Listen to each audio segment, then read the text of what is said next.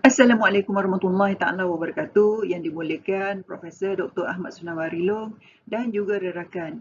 Saya akan berkongsi mengenai negara ideal Kalipolis yang ditulis oleh Plato di dalam bukunya The Republic.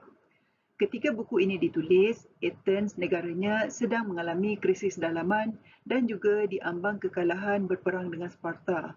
Athens ditadbir secara demokrasi manakala Sparta ditadbir secara oligarki.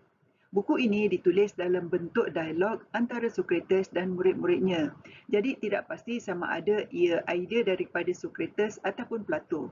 Namun untuk memudahkan penyampaian, saya andaikan ia daripada Plato.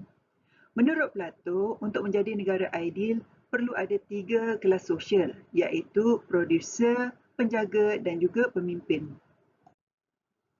Yang pertama, produser, di mana tugasnya adalah untuk memenuhi keperluan asas dan kehendak kemewahan masyarakat. Keperluan asas dapat dipenuhi dengan adanya petani, tukang, doktor dan sebagainya. Manakala kehendak kemewahan dapat dipenuhi dengan adanya seniman, pereka seni dan sebagainya. Dan produser perlu tetap dengan kerjayanya sepanjang hayat. Ini mendapat kritikan kerana ia bercanggah dengan fitrah manusia.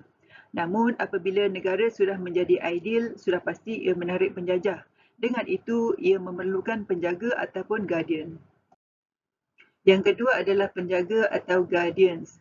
Tugas mereka adalah mempertahankan negara dan menjaga keamanan penduduk. Mereka bersikap tegas tetapi tidak kejam. Mereka dipilih sejak kecil berdasarkan watak dan tahap pendidikan. Dan mereka seterusnya diberi latihan untuk membina kekuatan fizikal dan juga jiwa. Kehidupan mereka dipantau rapi, malah bahan bacaan juga ditapis untuk memupuk sifat positif seperti keberanian, kehormatan diri, kejujuran dan kesetiaan kepada negara. Yang ketiga adalah pemimpin atau rulers. Mereka dipilih dari yang terbaik di kalangan penjaga, baik lelaki ataupun wanita. Mereka melanjutkan pengajian di bidang matematik, dialektik, kepimpinan dan falsafah. Hasilnya adalah pemimpin filosof ataupun philosopher kings. Menurut Plato, filosof memiliki keberanian, kebijaksanaan dan kesederhanaan. Dan apabila filosof memimpin, maka terbinalah Kalipolis.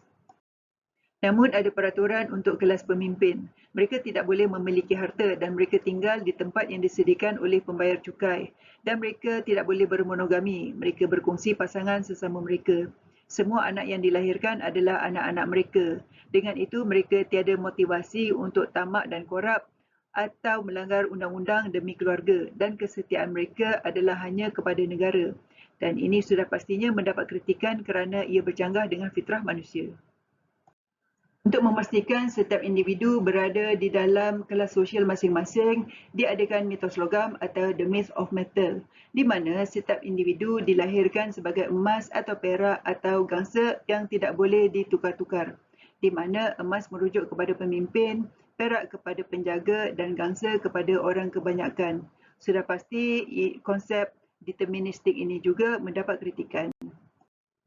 Walaupun pendapat Plato mendapat kritikan, namun ciri-ciri pemimpin seperti tegas tetapi tidak kejam, punya kekuatan fizikal dan jiwa, berpendidikan luas dan setia kepada negara ada benarnya.